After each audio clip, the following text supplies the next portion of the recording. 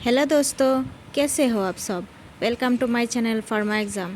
दोस्तों, आज के वीडियो में हम कुछ क्वेश्चन डिस्कस करेंगे। कुछ क्वेश्चन को रिवाइज करेंगे। पिछले वीडियो में हमने क्वेश्चन देखा है, उसको हम एक बार रिवाइज करेंगे। इम्पोर्टेंट क्वेश्चन है, आपके जो भी आने वाली एग्ज़ाम है उसके लिए इम्पोर्टेंट क्वेश्चन रहने वाली है। तो दोस्तों, आप लोग वीडियो को आखिर तक देखना। चलिए दोस्तों, अगर वीडियो अच्छा लगे तो प्लीज़ लाइक शेयर और सब्सक्राइब कर दीजिए और साथ ही बेल आइकन को भी दबा दीजिए। चलिए आज का क्वेश्चन देखते हैं। क्वेश्चन नंबर 1 क्या है? Which of the following is not a unit operation in the pharmaceutical industry? क्या होगी correct answer? Mixing, drawing, compression या फिर फर्मेंटेशन? क्या होगी करेक्ट आंसर? यस, इजी है, फर्मेंटेशन हो जाएगा आपका करेक्ट आंसर, क्योंकि मिक्सिंग भी है हमारे फार्मास्यूटिकल इंडस्ट्री में, ड्राइंग भी है, कंप्रेशन भी है, लेकिन फर्मेंटेशन नहीं है। तो हमारा करेक्ट आंसर क्या हो जाएगा? Option D is the correct answer, है ना। नेक्स्ट क्वेश्चन देखेंगे। Which of the following is a type of granulation process use to produce tablet? क्या होगी? वेट ग्रेजुलेशन, ड्राई ग्रेजुलेशन या फिर डायरेक्ट कंप्रेशन या फिर ऑल ऑफ द अबव? क्या होगी करेक्ट आंसर? टेबलेट प्रोड्यूस में क्या क्या लगती है? वेट ग्रेनुलेशन भी है, ड्राई ग्रेनुलेशन भी है, डायरेक्ट कंप्रेशन भी है। तो हमारा करेक्ट आंसर हो जाएगा option D. Option D is the correct answer, all of the above. All of the above is the correct answer, है ना। नेक्स्ट क्वेश्चन देखेंगे। Which of the following is an example of sustained release dosage form? इनमें से sustained release dosage form कौन सी होगी? कौन सी होगी? Immediate release tablet, entry coated tablet या फिर transdermal patches या फिर extend release tablet? क्या होगा correct answer? Sustain release doses form के लिए आपका हो जाएगा extend release tablet. Sustain release बोला है ना, तो हमारा आंसर क्या हो जाएगा? Extend release tablet. Extend release tablet हो जाएगा, है ना। नेक्स्ट क्वेश्चन देखेंगे। Which of the following is the most common solvent used in liquid extraction? कौन सी कॉमन होगी? Following is the most common solvent बोला है used in liquid extraction. Liquid extraction में कौन सा मोस्ट कॉमन सॉल्वेंट है? Water, ethanol, chloroform या फिर डाइक्लोरोमीथेन? क्या होगी correct answer?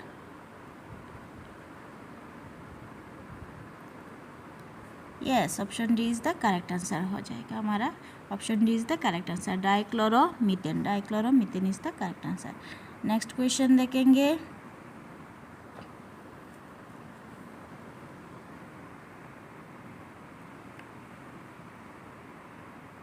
Which of the following is not a type of tablet coating? इनमें से टेबलेट कोटिंग कौन सी नहीं है? कौन सी नहीं है टेबलेट कोटिंग? कौन सी नहीं है? Sugar coating, film coating, entry coating या फिर इमल्शन कोटिंग?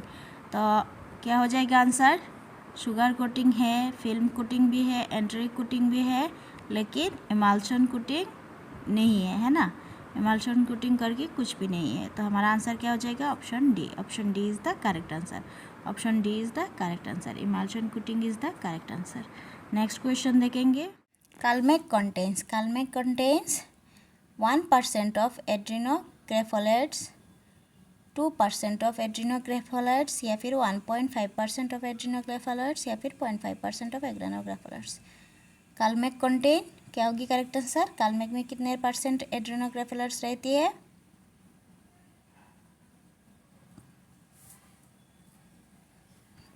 यस, कालमेक में आपका 1% एंड्रोग्रेफोलेट्स रहती है। 1% एंड्रोग्रेफोलेट रहती है। कालमेक में कितने परसेंट रहती है? एड्रेनोग्रेफोलेट्स ओनली 1% रहती है। 1% रहती है। करेक्ट आंसर क्या हो जाएगा? Option A is the correct answer. Next question देखेंगे।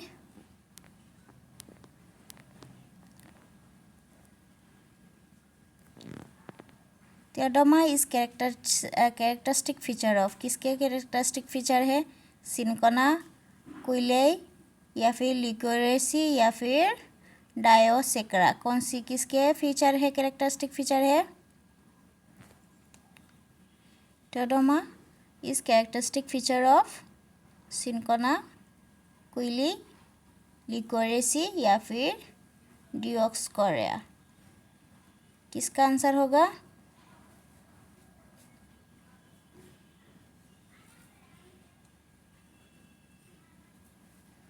इम्पोर्टेंट है ये, आपका एग्ज़ाम में पूछा है, काफ़ी एग्ज़ाम में ये पूछा है।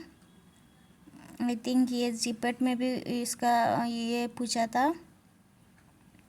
इसका आंसर क्या होगा? Is a characteristic feature of, option B हो जाएगा। कोयले की कैरेक्टरिस्टिक फीचर है, कैरेक्टरिस्टिक फीचर है किसके? कोयले की। कोयले की कैरेक्टरिस्टिक क्या है? थियोडोमा। नेक्स्ट क्वेश्चन देखेंगे। एरिल क्या है? Outgrowth from micropyle and covering the seed. Option B stiff bristle like appendage with wavy flowering glumes of grass, या फिर वार्टी आउटग्रोथ फ्रॉम माइक्रोफाइल, या फिर succulent growth for hilum covering entire seed. Aryl किसको कहेंगे हम? Aryl क्या है? इससे पहले हम एक बार एक टेबल देख लेते हैं, स्पेशल स्ट्रक्चर की टेबल देख लेते हैं। यहाँ पे आप देख सकते हो एराइल में क्या दिया हुआ है? Succulent growth of hilum covering the entire seed as observe in nutmeg. किस में पाया जाता है? एराइल स्ट्रक्चर आपका नाटमेग में पाया जाता है। एराइल स्ट्रक्चर किस में पाया जाता है? नाटमेग में पाया जाता है। एराइल स्ट्रक्चर में क्या होती है? Succulent growth from hilum covering the entire seed. Hilum आपका एंटायर सीड को, पूरी के पूरे सीड को कवर करेगा। Succulent growth from hilum covering from entire seed, इसको हम क्या कहेंगे? एराइल कहेंगे। और एग्जाम्पल क्या होगा? नाटमेग आएगा। Nutmeg is the correct answer. Next देखेंगे एरिलोड स्ट्रक्चर किस में आती है? ये क्या होती है? Outgrowth originating from micropyle and covering the seed. Outgrowth originate from micropyle and covering seed. As seen in, इसमें किस में देखा जाता है?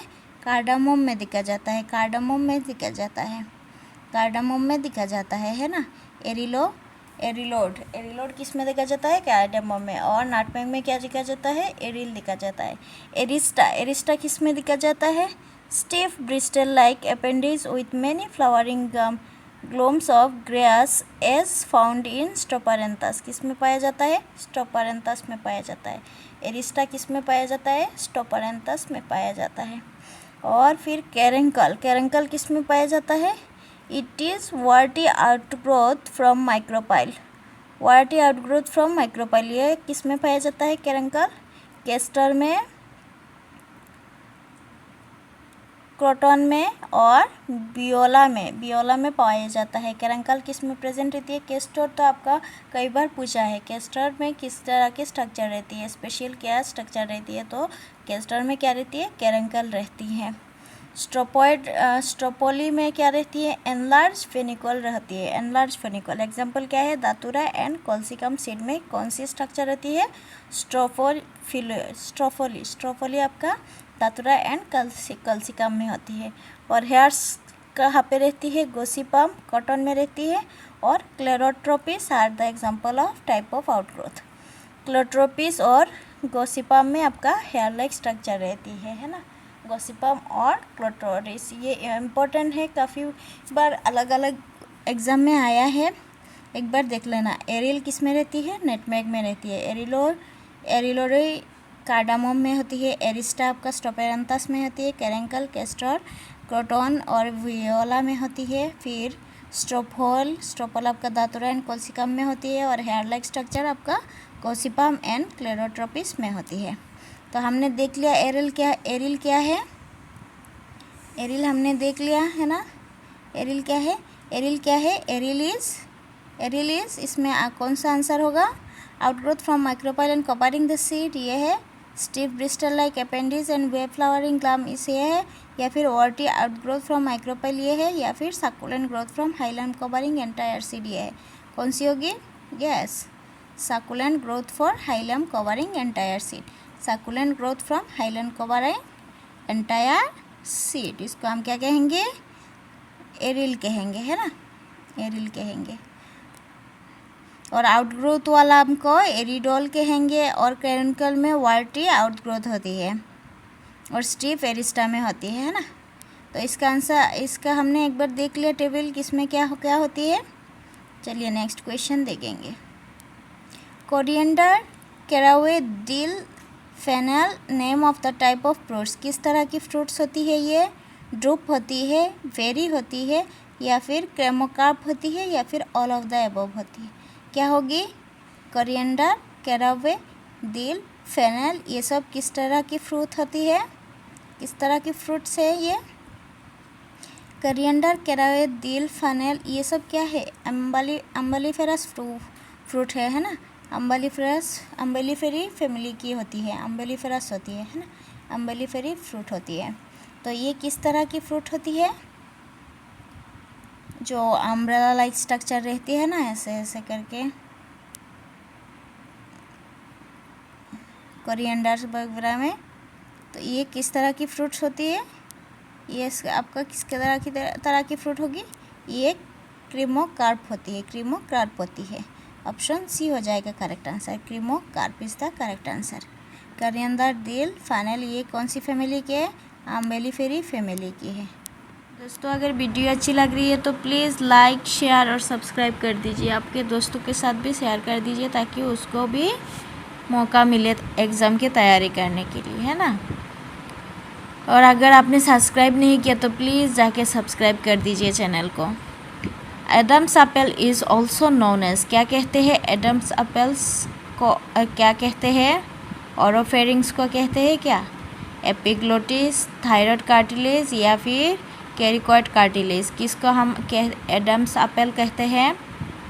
एडम्स एप्पल किसको हम कहते हैं?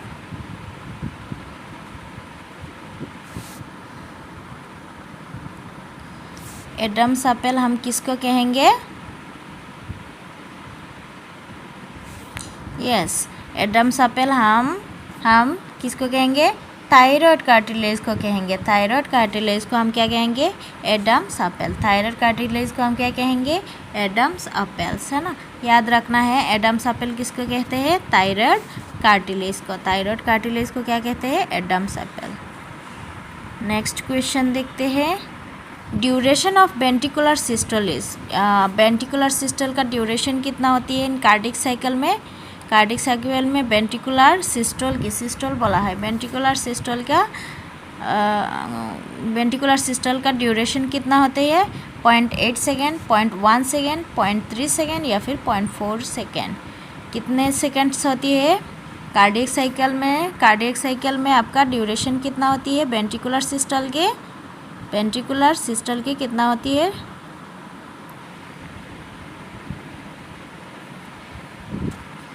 अगर ड्यूरेशन ऑफ वेंट्रिकुलर सिस्टोल कहता तो हम क्या कहते? वेंट्रिकुलर कार्डिक साइकिल बोलता तो हम क्या कहेंगे? वेंट्रिकुलर कार्डिक साइकिल बोलता तो हम क्या कहते? 0.8 सेकेंड है ना, 0.8 सेकेंड कहते हैं वेंट्रिकुलर सिस्टोल। इधर यहाँ पे क्या बोला है? वेंट्रिकुलर सिस्टोल बोला है, तो वेंट्रिकुलर सिस्टोल का आंसर क्या हो जाएगा? 0.03 हो जाएगा, 0.03 हो जाएगा। और अगर डायस्टल पूछता तो हम क्या कहते? अगर डायस्टल वेंट्रिकुलर डायस्टल पूछते तो हम क्या कहते? 0.5 सेकेंड, 0.5 सेकेंड कहते हैं ना। और टोटल अगर वेंट्रिकुलर सिस्टोल खाली वेंट्रिकुलर बोलता, खाली वेंट्रिकुलर कार्डिक साइकिल बोलता तो हम क्या कहते? 0.8 सेकेंड, 0.8 सेकेंड। वेंट्रिकुलर सिस्टोल कितना है? 0.3 है, डायस्टोल क्या है? 0.05 है, और टोटल क्या है? 0.8 है। इसको याद रखना है, पूछता है क्वेश्चन। नेक्स्ट क्वेश्चन देखेंगे। Mature RBC survives for dash day in the circulation, कितना डे लेती है? मैच्योर आरबीसी कितने दिन तक सर्वाइव करती है? सर्कुलेशन में आपका मैच्योर आरबीसी कितने दिन सर्वाइव करती है? या फिर आपको पूछेगा आरबीसी का लाइफ स्पैन कितना होती है? क्या होगी correct answer? 2 to 4 days, 120 days, 11 to 14 days या फिर 8 to 10 डेज। क्या होगी correct answer? Mature RBC for days day in the circulation survives for days day. कितने दिन रहते हैं ये सभी को पता है, 120 डेज सर्वाइव करती है ना। मैच्योर आरबीसी कितने दिन सर्वाइव करती है? 120 डेज। आरबीसी का लाइफ स्पैन कितने होती है? 120 डेज, 120 डेज होती है। नेक्स्ट क्वेश्चन देखेंगे। Expired air contain, expired air में क्या क्या रहती है? Less oxygen, more carbon dioxide, water vapour या फिर all of the above. Expired air contain क्या क्या रहती है एक्सपायर्ड एयर में?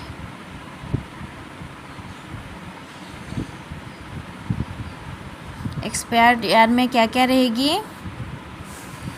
Expired air contain less oxygen, more carbon dioxide, water vapour and all of the above. क्या होगी correct answer?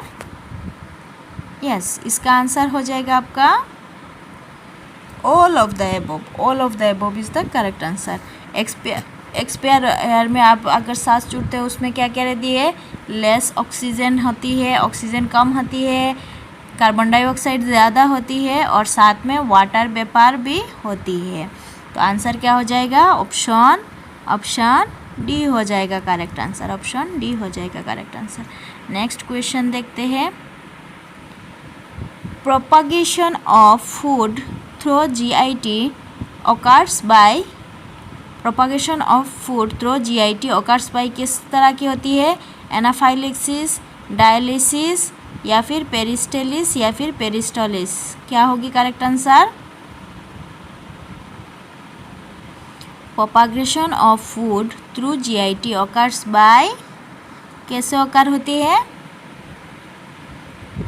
Through GIT occurs by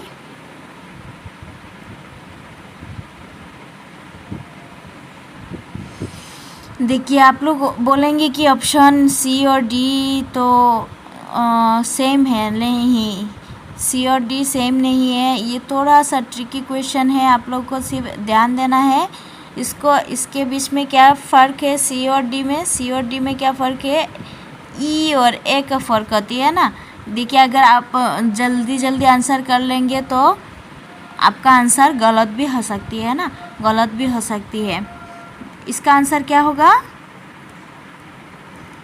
कौन सी हो जाएगी? Propagation of food through GIT occurs by peristalsis movement. Peristalsis movement की द्वारा होती है ना, पेरिस्टेलिसिस होती है, पेरिस्टेलिसिस। देखिए इधर टी ई दिया हुआ है, लेकिन आप अगर सी आंसर करेंगे तो आपका आंसर गलत हो जाएगा, गलत हो जाएगा। ऑप्शन क्या होगा? डी करेक्ट हो जाएगा। इसमें TALILSIS हो जाएगा ना। थोड़ा सा ट्रिकी करके दिया है question.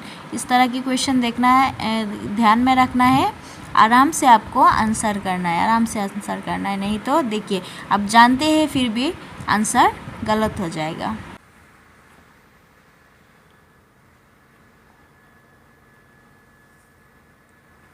The ideal size for filling 300 mg aspirin is?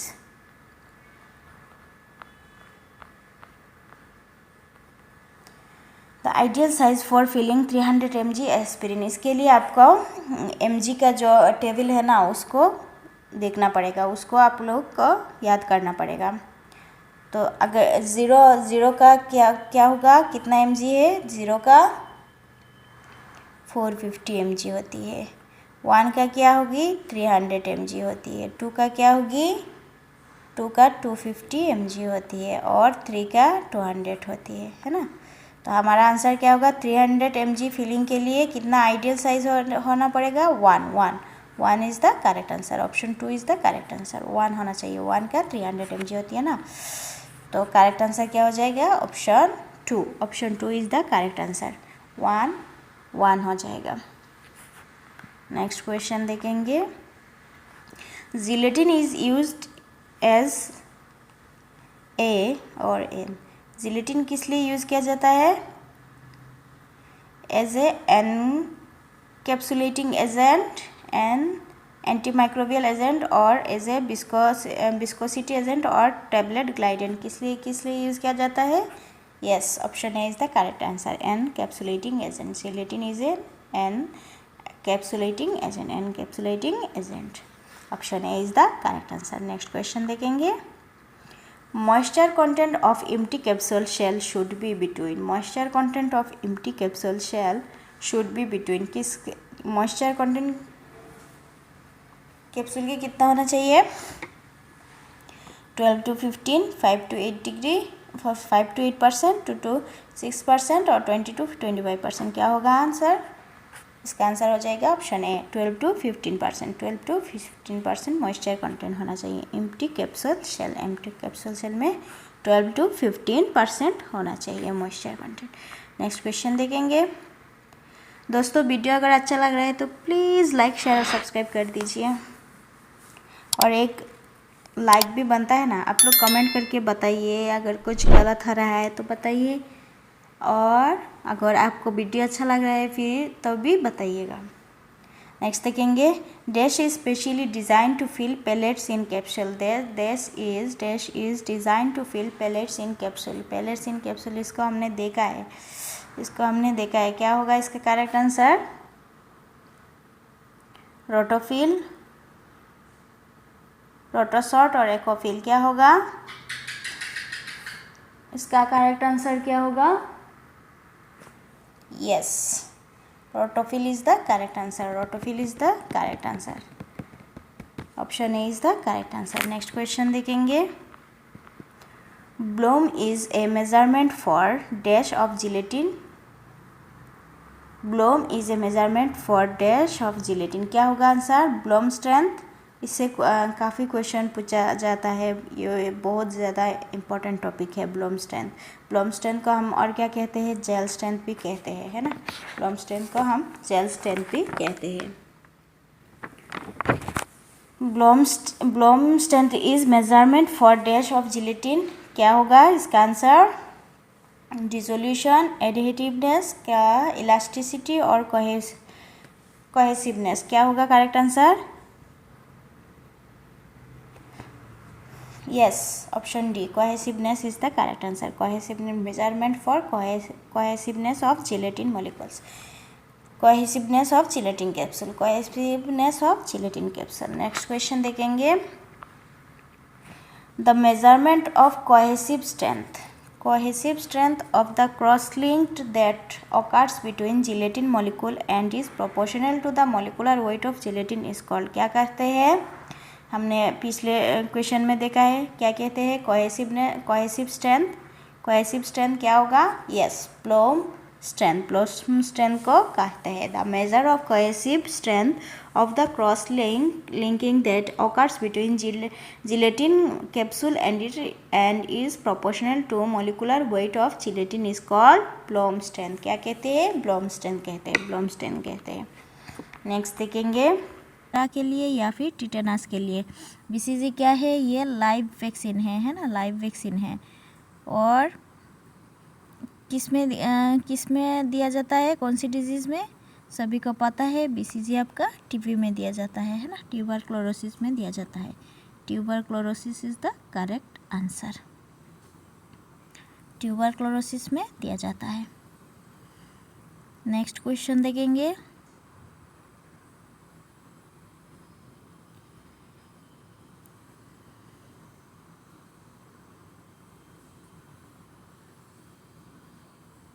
Infection with H5N1 leads to which one of the following disease? Which one of the following disease? कौन सी है? HIV है, स्वाइन फ्लू है, बर्ड फ्लू है या फिर flow cholera है?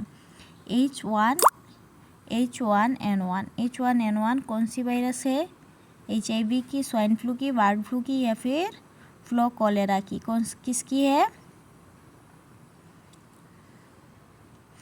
Yes, option B is the correct, so C is the correct answer. Option C is the correct answer. क्या हो जाएगी, बर्ड फ्लू का है H5N1 और स्वाइन फ्लू का है H1N1, है ना। आप लोग बोलेंगे कि H1N1 है आंसर, नहीं स्वाइन फ्लू है आंसर। तो H1N1 क्या है, स्वाइन फ्लू का आंसर, स्वाइन फ्लू की है, और H5N1 क्या है, ब्लड फ्लू की है। नेक्स्ट क्वेश्चन देखेंगे, option C is the correct answer. Option C is the correct answer. Which of these disease is caused due to an extra 21st chromosome? कौन सी disease है, पटाउ सिंड्रोम है, down syndrome है, क्राइडू-चार्ट syndrome है, या फिर क्लेनफेल्टर syndrome है? क्या है,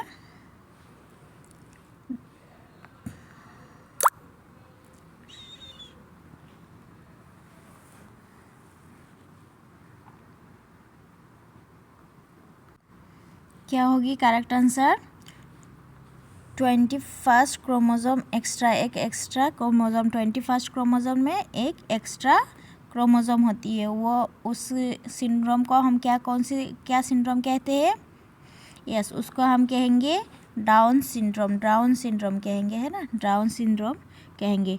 डाउन सिंड्रोम क्या है, due to an extra 21st chromosome, 21st में एक एक्स्ट्रा क्रोमोसोम रहती है, उसको हम क्या कहेंगे, Down syndrome. Option B is the correct answer. Option B is the correct answer. Next देखेंगे, पटाउ सिंड्रोम क्या है, पटाउ सिंड्रोम क्या है, Patau syndrome it is called trisomy 13A syndrome, इसको क्या कहेंगे, trisomy 13A syndrome. Patau syndrome हम और क्या कहेंगे, ट्राइसोमी 13A सिंड्रोम। और क्राइडू-चार्ट सिंड्रोम क्या है, it is a rare genetic disorder due to a missing part of chromosome 5, chromosome 5 का मिसिंग पार्ट को हम क्या कहेंगे, cri du chat syndrome, missing part of a chromosome 5, genetic disorder due to a missing part of chromosome 5। और Klinefelter syndrome क्या है, it is a condition in which human males have an extra X chromosome, male में क्या होती है, extra X chromosome होती है ना, एक्स्ट्रा एक्स क्रोमोसोम होती है, उसको हम क्या कहेंगे, क्लाइनफेल्टर सिंड्रोम कहेंगे। इम्पोर्टेंट है इसका क्वेश्चन, ये क्वेश्चन पूछा है तो इसको देखना ज़रूर, है ना। नेक्स्ट क्वेश्चन देखेंगे, disease that spread from one person to another are called, क्या कहते हैं, वन पर्सन टू अनदर को आर कॉल्ड, इसको क्या कहेंगे हम, communicable disease, degenerative disease, non communicable disease, या फिर नन ऑफ द अबव। क्या कहेंगे, disease that spread from one person to another is called क्या कहेंगे, यस कम्युनिकेबल डिजीज़ कहेंगे, कम्युनिकेबल डिजीज़ कहेंगे, है ना। One person to another person जो स्प्रेड होती है उसको हम क्या कहेंगे, कम्युनिकेबल डिजीज़ कहेंगे। नेक्स्ट देखेंगे, night blindness is caused due to the deficiency of, ये सभी को पता है, इसका आंसर आप हमें कमेंट करके दीजिए, इसका आंसर आप हमें कमेंट करके दीजिए। Night blindness is caused due to the deficiency of vitamin A, vitamin B, vitamin C, या फिर विटामिन ई, कौन सी विटामिन की डेफिशिएंसी से नाइट ब्लाइंडनेस होती है, इसका आंसर आपको हमें कमेंट करके देना है। नेक्स्ट देखेंगे, Which of the following disease is an example of non-communicable disease? इनमें से नॉन कम्युनिकेबल डिजीज़ कौन सी है, cancer, diabetes, hypertension, all of the above. इनमें से कौन सी नॉन कम्युनिकेबल डिजीज़ है, तो क्या हो जाएगी correct answer, yes option D is the correct answer. Cancer भी नॉन कम्युनिकेबल डिजीज़ है, डायबिटीज़ भी है और हाइपरटेंशन भी है, ये सब क्या है, नॉन कम्युनिकेबल डिजीज़ है। नेक्स्ट देखेंगे, Alzheimer and osteoporosis are example of. किस तरह की डिजीज़ है ये? कम्युनिकेबल डिजीज़ है, डिजेनरेटिव डिजीज़ है, नॉन कम्युनिकेबल डिजीज़ है, नन ऑफ द एबव। किस टाइप की डिजीज़ है अल्जाइमर एंड ऑस्टियोपोरोसिस? बताएं हमको, क्या होगी correct answer? Option B is the correct answer. Degenerative disease है। क्या है ये? डिजेनरेटिव डिजीज़ है। Alzheimer and osteoporosis are example of degenerative disease. Next question देखेंगे। Goitre and the enlarged thyroid gland are mainly diagnosed in patients with deficiency of which of the following mineral? क्या होगी correct answer?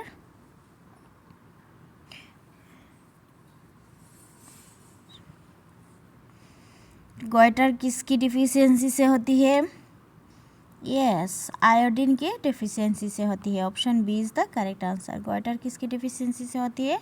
Iodine के deficiency होती है। Next देखेंगे। Cystic fibrosis and haemophilias are example of. किस type की disease है cystic fibrosis and haemophilia?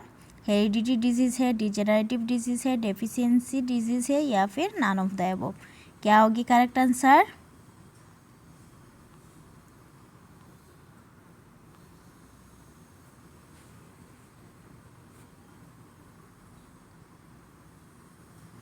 Yes, cystic fibrosis and hemophilia are an example of hereditary disease. ये क्या है? हेरिडिटी डिजीज है।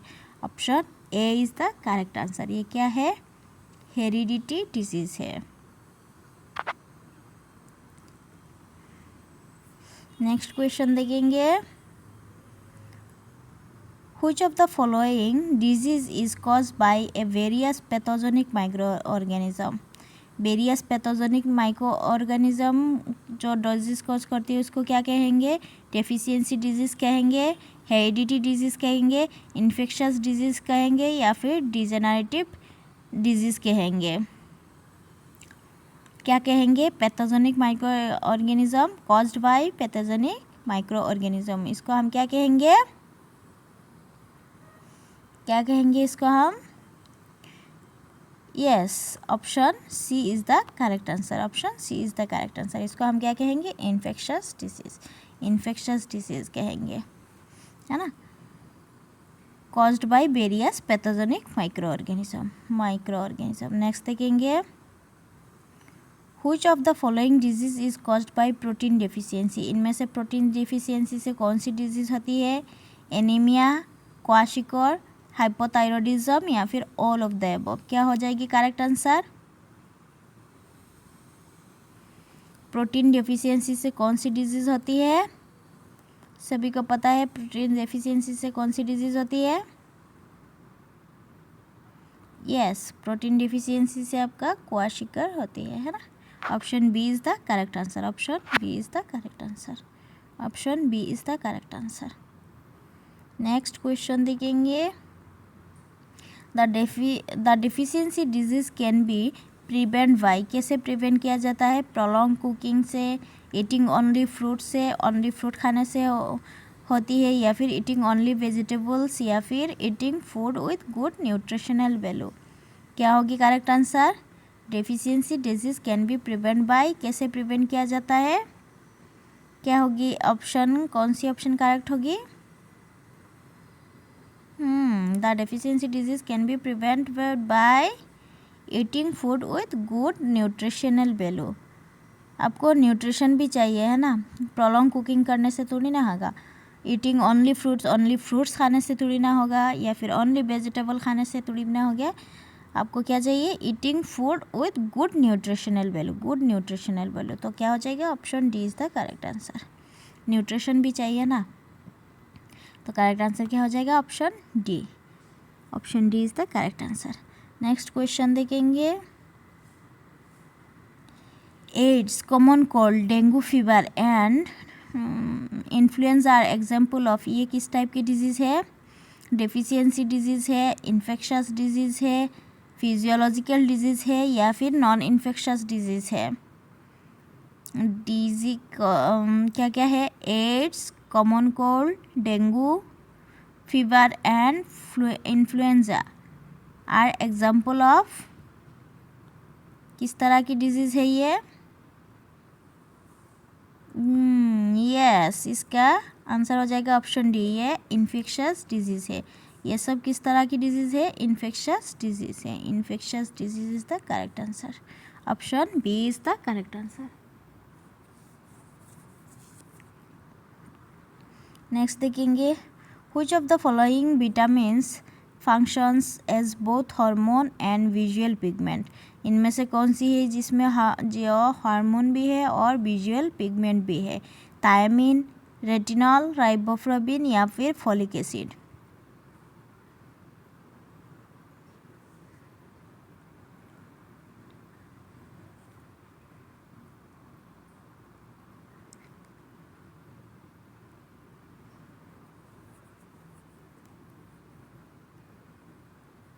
क्या होगी correct answer? Yes, both hormone and visual pigment आपका हो गया retinal. Retinal is the correct answer. Option B is the correct answer. Option B is the correct answer. Thiamine क्या है? B1 है। राइबोफ्लाविन क्या है? B2 है। फोलिक एसिड क्या है? B9 है ना, विटामिन B9। तो हमारा का आंसर क्या होगा? हार्मोन एंड विजुअल पिगमेंट कौन सी हो जाएगी? Retinol. Retinol is the correct answer. Option B is the correct answer. Option B is the correct answer. Next question देखेंगे, which of the following is not an infectious disease. इनमें से infectious disease कौन सी नहीं है? Dengue, typhoid fever, scurvy, whooping cough. क्या होगी correct answer? Which of the following is not an infectious disease. इनमें से इन्फेक्शस डिजीज़ कौन सी नहीं है?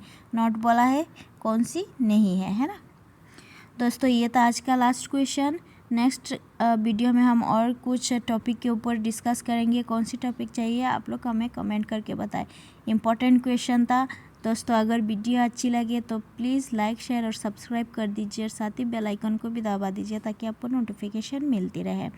अभी हम टॉपिक वाइज क्वेश्चन कर रहे हैं। कभी कभी हम मिसलिनियस भी कर लेंगे, लेकिन टॉपिक वाइज करेंगे तो आप लोग के लिए अच्छी रहेगी, है ना। तो आप लोग हमको बताएं कि आप लोगों को टॉपिक वाइज चाहिए या फिर रैंडमली क्वेश्चन चाहिए। इसी की चलिए इसका आंसर देखते हैं। इसका आंसर क्या हो जाएगा? Which of the following is not an infectious disease. इनमें से इन्फेक्शस डिजीज़ कौन सी नहीं है? नहीं है तो क्या हो जाएगी? Option B is the correct answer, है ना। Option B is the correct answer.